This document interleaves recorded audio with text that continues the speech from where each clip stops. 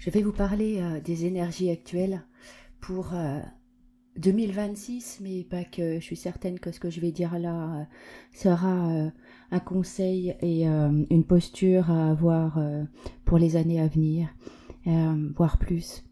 Tout dépend de ce qu'on vit et où on en est en nous. Et donc, sur quoi je vais échanger là maintenant. Je vis une période qui est très difficile intérieurement parlant, extérieurement parlant aussi, parce que ça s'appelle la transmutation. Et quand on transmute, et oui, je parle de transmutation et pas de transformation, pour une simple et bonne raison, c'est que en alchimie, on parle de transformation en référence à Monsieur Brunstanas, que je dis certainement pas bien, mais la transformation, c'est quand on force sur la matière, alors que la transmutation, c'est quand on laisse les choses se transformer cellulairement parlant, avec une alchimie, on pourrait dire, en lien avec la lumière. En fait, on la force pas, elle se fait parce qu'il y a de la conscience, donc il y a de la lumière, donc il y a transmutation, c'est-à-dire qu'une réalité s'impose nouvelle, car il y a changement de paradigme, ça veut dire changement de nos croyances, changement de nos pensées, mais pas parce qu'on force, parce qu'on comprend, parce qu'on a des prises de conscience. Donc là, ce que je vais révéler là, c'est surtout pour vous soutenir, vous faire comprendre quelque chose. J'ai une cliente il y a peu de temps qui me dit, voilà Sylvie, je comprends pas pourquoi, là c'est en l'occurrence en lien avec une rencontre, pourquoi j'ai envie, quand je rencontre quelqu'un, je me dis, bah, je vais peut-être rencontrer mieux. Et pourtant, la personne est plaisante, agréable, mais bon, c'est pas encore l'idéal, quoi, vous voyez. Vous voyez cette posture-là qu'on peut avoir quand on rencontre quelqu'un. Ou alors aussi, dans une autre catégorie, je dirais, un autre thème, quand on travaille pour quelqu'un et qu'on se dit, ouais, je veux mieux que ça aussi. Alors, toute mesure gardée, parce que il y a aussi les personnes qui sont des explorateurs, et un explorateur aura des envies de changement parce que c'est sa nature, mais ça va rejoindre à un moment donné, d'accord ? Écoutez bien jusqu'au bout ce podcast pour comprendre la différence des deux postures que je vais vous citer là, d'accord ? Ce que je viens de comprendre, d'ailleurs, parce que en fait je l'incarne. Ce n'est pas des théories, voilà, que j'ai été chercher sur internet. C'est quelque chose que je ressens à l'intérieur de moi et que je vis en moi. Et parce que je l'ai vécu et parce que je l'ai compris et intégré, que je vais vous le partager là. J'insiste là-dessus. Donc, quand on a cette sensation de se dire ouais, mais ça, c'est pas encore ça, quoi. C'est pas idéal. Eh ben, c'est quand on répond à son ego. C'est quand on répond à des peurs. Vous savez, on a construit depuis notre enfance des personnages d'adaptation, en fait. On fait que ça toute la vie, en fait. Parce qu'on a été rejeté, abandonné. Et là, je vais pas vous la refaire sur ces blessures. Mais en fait, on essaye que de s'adapter en fait à l'univers dans lequel on est ou au monde dans lequel on est, dans cette société dans laquelle on vit et dans la famille dans laquelle on est. Et en fait, on ne fait que rejeter notre nature profonde parce que finalement, on n'a pas été validé dans l'enfance. Et il n'y a rien de plus difficile, je crois, effectivement, parce que je vous en parle depuis ma propre expérience aussi. Je parle de mon expérience. Quand quelqu'un vous parle d'expérience, croyez-moi que c'est quelqu'un qui a souffert. Pourquoi ? Parce que l'expérience, ça fera souffrir. Oui. Oui, il y a des expériences qui font plus mal que d'autres, mais ça fait mal quand même. Et l'expérience, comme me dit quelqu'un qui m'est cher tout le temps, quand il me dit « Sylvie, c'est dans l'effort que tu progresses », bah oui, Vous avez déjà vu des efforts qui vous font pas mal, vous? Quand vous devez faire du sport et il faut faire un effort, vous trouvez que ça vous fait pas mal? Eh ben, ça fait mal. Eh ben, à tout niveau, ça fera mal. Donc l'expérience fait que on souffre. Et l'expérience fait que on répond à une peur. Pourquoi? Parce que on apprend quelque chose. Et donc forcément ça fait souffrir. Et avec le temps, en fait, on essaye juste finalement de se protéger de ça. D'accord? Ça, c'est le système nerveux, qui est notre protecteur, en fait. Notre système nerveux, il est là pour nous garder en vie. Ça, je vous l'explique dans mes accompagnements. Alors, quand on est face à un choix qu'on vient de faire et qu'on me dit Sylvie, je sais pas faire des choix, je viens parce que en fait j'ai la sensation que je prends jamais la bonne décision. Mais on peut pas prendre la bonne décision quand on est face à nos peurs et que ça vient de la peur. Pourquoi? Parce que les peurs sont multiples. Et si je remplaçais le mot peur par mes personnages qui m'ont protégée parce que il y a eu des situations compliquées à vivre et que finalement ces situations, grâce à ce personnage, j'ai pu survivre à elles. J'ai pu m'adapter là à ce moment-là et ça a été utile à ce moment-là. Le problème de l'adaptation, c'est qu'elle perdure. Le problème de l'adaptation, c'est qu'on continue de garder ce rôle-là alors qu'il n'y a plus la même situation. Et tout d'un coup, on va considérer que la vie devient une problématique. On va considérer que la vie devient dangereuse, devient compliquée, qu'on en a ras-le-bol de s'adapter sans arrêt, qu'il faut toujours se réinventer. Et là, ça fatigue. Je vais vous expliquer pourquoi on est fatigué parfois. Dans mon entourage, il y a quelqu'un qui vit quelque chose aussi de pas simple. Et elle va me dire, enfin j'avais trouvé quelque chose qui allait me faciliter la vie. C'était facile. On a confondu facilité avec fluidité. La fluidité, c'est vrai qu'on se dit, c'est facile la fluidité. Ouais. C'est quelque chose qui tombe sur vous, là, comme ça, d'un coup, hein, comme une rencontre, comme ça, d'un coup. Et tout est fluide. Fluide ou facile? C'est pas pareil. En fait, c'est quand c'est sans effort, quand l'expérience qui se présente est sans effort, c'est peut-être justement parce que on doit la vivre. Mais le résultat va être celui-ci. Ça va être sans effort au départ et ça va être avec beaucoup de fatigue par la suite. Parce que c'est quelque chose qui va nous user. Parce qu'on va aller vers la facilité parce que on veut pas faire d'efforts. Vous voyez ce que je veux dire? Peut-être pas encore. J'y viens. Quand on choisit quelque chose parce que ça répond à ma sécurité extérieure, voyez, quand on répond à quelque chose parce que j'avais un manque, eh bien parce que en fait ça m'inconfort, ça me met dans un inconfort, pardon, ça m'inquiète, ça m'insécurise.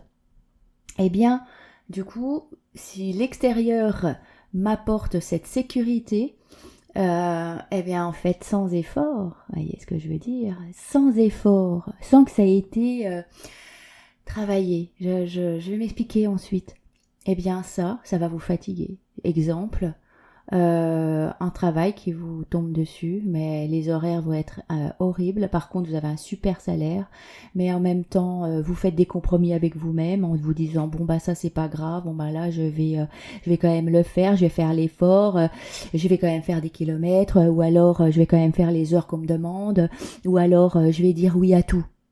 Sauf que je suis en train de trahir en moi la personne que je suis, mes valeurs, mon énergie, mon équilibre intérieur. Je vois que tout d'un coup j'arrête pas de tomber malade, ou alors je suis encore plus en stress parce que on me met la pression, etc. Et donc le résultat c'est la fatigue. Et si on va encore plus loin, c'est le burn-out. Parce que en fait, là, l'activité que l'on a ne répond pas à notre nature. Elle répond pas à notre âme. Elle répond pas à notre cœur. Alors que si je fais un choix, alors ça, on pourrait le qualifier de 3-4D. En 5D, ou alors dans le monde vers lequel on va, ou dans cette scission qui est en train de se passer, parce qu'on voit bien qu'il y a quelque chose qui se passe. En tout cas, pour les personnes qui m'écoutent, vous savez très bien de quoi je parle. Et la 5D, pour moi, c'est le monde unifié. C'est quand on va vers plus d'unité en soi. C'est quand on va vers la révélation de soi-même, de l'humain que l'on est. J'ai compris que c'est là où on comprend et on vient incarner son individuation pour le collectif. Ça veut dire son pouvoir, son pouvoir personnel qui va être au service du collectif. Bien sûr, il va être aussi au service de soi, mais pas que. Il va être au service du collectif. Pourquoi ? Parce qu'on va kiffer ce qu'on fait pour le collectif. Parce que je le vis moi comme ça. Parce que j'adore apporter qui je suis à quelqu'un qui en a besoin. C'est ce qui me rend le plus heureuse au monde. J'adore apporter mon expérience en y mélangeant ma créativité à quelqu'un qui en a besoin et qui a traversé ou qui est en train de traverser ce que j'ai traversé. Et je suis sûre que vous êtes tous comme ça, pour ceux qui m'écoutent. Et ceux qui ne sont qu'en train de le découvrir, ça ne peut que résonner à l'intérieur de vous et vous dire « Waouh, mais ouais, c'est vrai.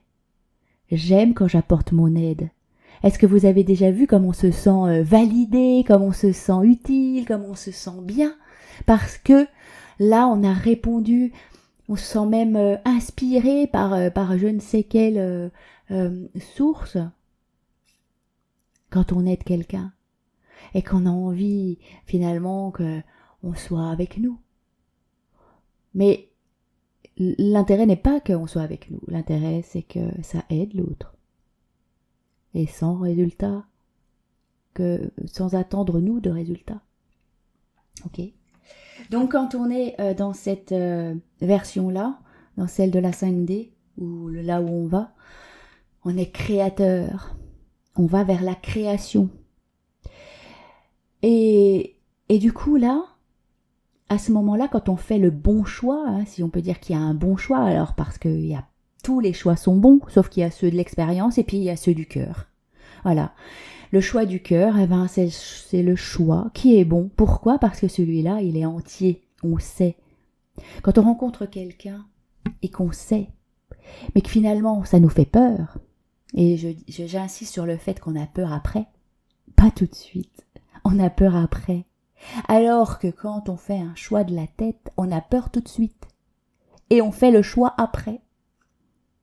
La peur n'est pas en même endroit.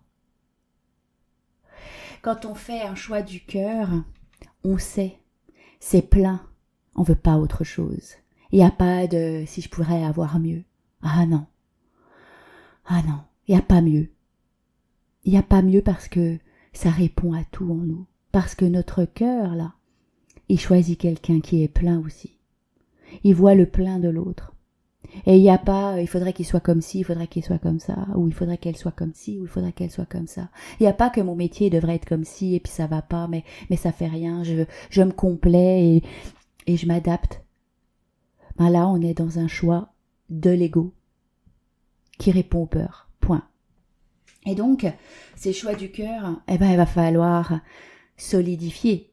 C'est là où il faut faire des fondations, où ça va demander du courage, ça va demander de la persévérance, ça va demander effectivement de l'effort là. Parce que là, il va falloir rencontrer son ombre. Et sa sécurité, c'est ça sa construction, notre sécurité intérieure. C'est parce qu'on se connaît dedans. Parce que dedans on va dépasser nos peurs, parce que à l'intérieur on va confronter justement les émotions qu'on n'a pas vécues, sur lesquelles on a mis un protecteur, et enfin on va se révéler. Et enfin, on va révéler finalement notre nature. On va dire au revoir à nos protecteurs. On va leur dire merci de m'avoir aidé jusque-là. On va dire merci de m'avoir protégé jusque-là. Merci à tout ça. On m'a fait écouter une chanson hier qui était magnifique, qui s'appelle Merci. Merci à la femme, merci à mes larmes, merci à mes expériences. Et c'est vraiment ça. C'est dire merci à tout ce qui a pu me protéger jusque-là. Mais en maintenant, ça vient me desservir, ça me rend malheureux. Ça me rend mal parce que ça m'empêche de me fondre dans la vie, de laisser la vie m'envahir et m'apporter tout ce qui correspondra à ce que je suis en révélant qui je suis. Et comme je suis un être de vibration et que je suis un être de magnétique en fait, et ben en fait en vibrant enfin ma vérité, je vibre enfin et j'attire à ce qui me correspond. Parce que je dis non à ce qui ne me correspond pas. Et donc il n'y a rien de plus difficile, et je suis d'accord, que de dire non à ce qui ne me convient pas, puisqu'on s'est attaché à ce qui ne nous convient pas. On s'y est attaché en pensant que c'est de l'amour, par exemple. On s'y est attaché parce que on pense que c'est que ça qui me tient en sécurité. Je sais de quoi je parle, croyez-moi. C'est pas parce que vous avez créé quelque chose jusqu'à présent que c'est encore juste pour vous aujourd'hui. C'était juste jusqu'alors, mais peut-être que là maintenant, soit il faut le transformer, soit il faut le quitter. Mais en tout cas, il faut regarder en face ce qui ne va pas, ce qui fait mal. Et ce qui fait mal, c'est quand ça se décroche. Ce qui fait mal, c'est quand l'attachement se décroche, parce qu'on est attaché. On n'est pas non attaché, on est attaché. Et après, on va faire du non-attachement. Quand on fait un choix du cœur, on est non attaché. Quand on fait un choix de l'ego, on est attaché. Donc quand on fait un choix de l'ego, et l'ego, je le rappelle, c'est pas quelque chose qu'il faut tuer, comme on l'a toujours dit, surtout pas. L'ego, ce sont les personnages, ce sont des parties de nous qui nous protègent et qui nous sont très utiles. Elles nous sont utiles quand elles sont appropriées. Elles nous sont utiles quand elles gardent leur place de service. Par exemple, là maintenant, grâce à mon ego, je peux parler avec une langue qui est le français. Grâce à mon ego, si je suis polyglotte, eh bien, je peux parler les langues que je veux. Parce que c'est grâce à lui, parce que l'ego, c'est celui qui apprend. L'ego, c'est toutes les parts de moi qui s'est adapté, donc qui a appris quelque chose. Mais il est pris, et il prend, il consomme, il se sert. Et c'est là qu'à un moment donné, il prend même la place de celui qui devrait être le soi. Et il prend la place du cœur. Alors que, normalement, c'est le cœur qui doit commander en nous. Et pas ma tête. Parce que l'ego, c'est quelque chose de mentalisé, puisque c'est quelque chose d'appris. Et quand on apprend, on structure dans notre tête. Voilà ce qui se passe. Donc après, on se dit toujours, attends, j'ai dû apprendre ce truc-là, je dois le savoir quelque part, je cherche, et je cherche indéfiniment, des fois des jours et des nuits. Et je vais chercher jusqu'à des fois me rendre malade. Je vais chercher des fois jusqu'à ne plus dormir la nuit. Je vais chercher jusqu'à aller jusqu'au burn-out, à des anxiétés chroniques, à des stress qui m'emmènent par-delà le raisonnable, en fait, du stress, par-delà ce qui est, je dirais, approprié au stress. Le stress, c'est pareil, c'est pas foncièrement mal du tout. Le stress, c'est nécessaire.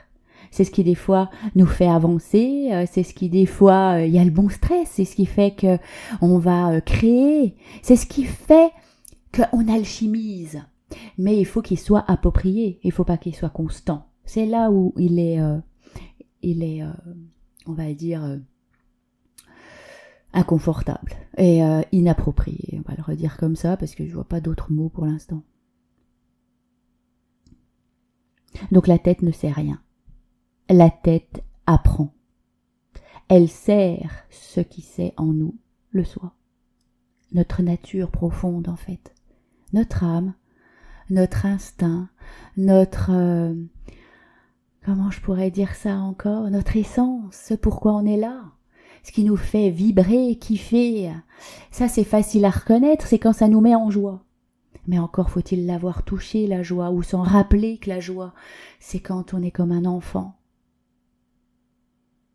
J'ai eu, il n'y a pas longtemps, j'ai des enfants qui viennent vers moi et je crois que quand on est avec un enfant, c'est le plus beau cadeau qu'on puisse avoir parce qu'il nous montre exactement comment on devrait se comporter. Comme ça. Prêt à recevoir, prêt à être reçu, prêt à rigoler, à faire des blagues, à jouer, à apprendre à jouer. C'est pourquoi aussi, avec mon ami, on est en train de créer quelque chose qui tourne autour du jeu.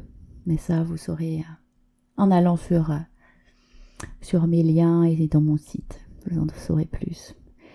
J'en parlerai pas là tout de suite parce que sinon ça va durer des heures ce podcast. Donc quand on fait un choix du cœur, eh ben on fait le bon choix. Parce qu'il va peut-être pas être facile. Non, il va pas être facile. Non, parce que quand on fait le choix du cœur, déjà en premier, qu'est-ce qu'il faut faire? Eh ben en fait, avec notre cœur, notre lumière et notre amour, il va falloir mettre de l'amour sur tout ce qu'on a rejeté en nous. Sur toutes ces ombres, sur toutes ces émotions, sur toutes nos peines, sur toute notre douleur. Alors selon l'âge qu'on a, évidemment, eh ben il y en a peut-être beaucoup. Et puis je sais même pas si c'est une question d'âge, mais je pense qu'avec l'âge, on a accumulé beaucoup d'ego.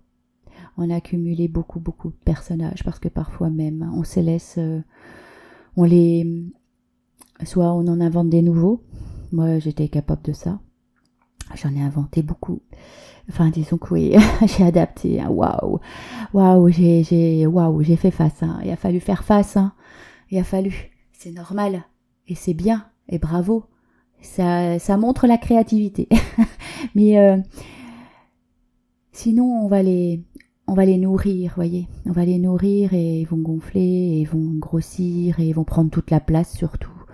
Et c'est peut-être même comme ça que parfois on va grossir, parce que pour moi, quand on met beaucoup d'espace entre moi et les autres, moi et la vie, eh bien, c'est qu'on se protège beaucoup et qu'il y a beaucoup de peine. Il y a beaucoup de protection. Il y a beaucoup de peine qu'on a nourri par-dessus. Ça veut dire beaucoup d'aigreur, ça veut dire beaucoup d'amertume, ça veut dire beaucoup de tristesse, ça veut dire tout ça. Et mon rôle à moi, c'est d'apprendre aux gens à digérer tout ça. Ça prend le temps que ça faut, hein, il faut du temps. Il faut être patient, il faut surtout aller dans la compassion à soi. Et c'est là que j'interviens avec les personnes qui souhaitent. Parce que grâce à toute cette expérience, eh bien moi, j'ai réussi à créer quelque chose de chouette, un accompagnement que je trouve très efficace puisque c'est celui que j'applique. Et c'est une chance d'avoir finalement pu expérimenter tout ça pour rencontrer les outils que j'ai rencontrés. Et bien sûr, les outils sont importants, mais c'est surtout de comprendre comment on fonctionne. Moi, mon rôle, ça a été toujours de comprendre l'autre.